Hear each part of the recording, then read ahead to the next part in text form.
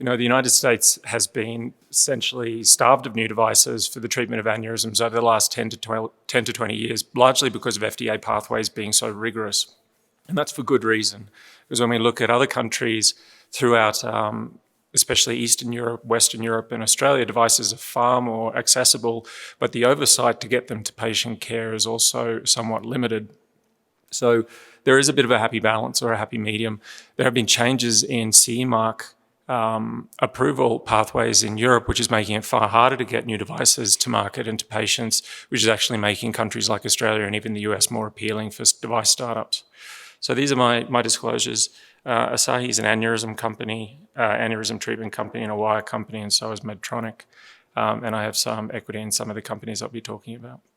But we're going to go back a long way into the past and just figure out how we get here. And I think it's nice to look at this because you can see how incredibly steep the learning curve has been in the last 100 years. So this is an article from The Lancet in 1933, and it's the first clinical description of cerebral angiography. And that was published by a Portuguese neurologist called Igaz Moniz. And essentially described his technique, and we look back at it now and it sounds absolutely horrific. The mortality and morbidity rate of these kind of procedures was incredibly high. And as happened in medicine in the early 20th century and prior, a lot of these procedures were done on patients without consent, so patients with psychiatric illness.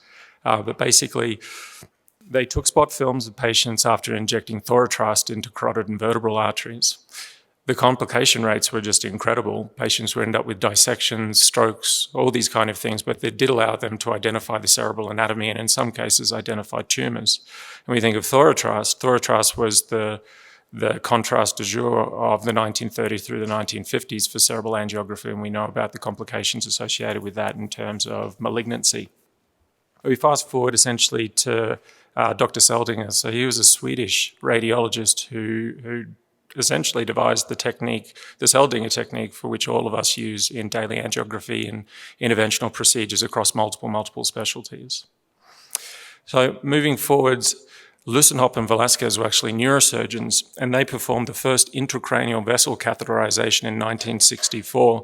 They designed a scielastic microcatheter and introduced it via exposing the external carotid artery and feeding it back up into the head.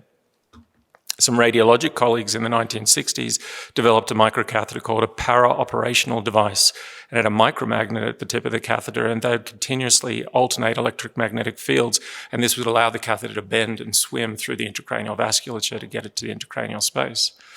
And we move forward to where we are now, and some of this we'll talk about, I guess, tomorrow afternoon in the AI talk, but we have next generation catheters, guide wires, rotational 3D DSA, flat panel CTA, dose reduction techniques in the angio suite, and the advent of robotics, so robotic endovascular surgery.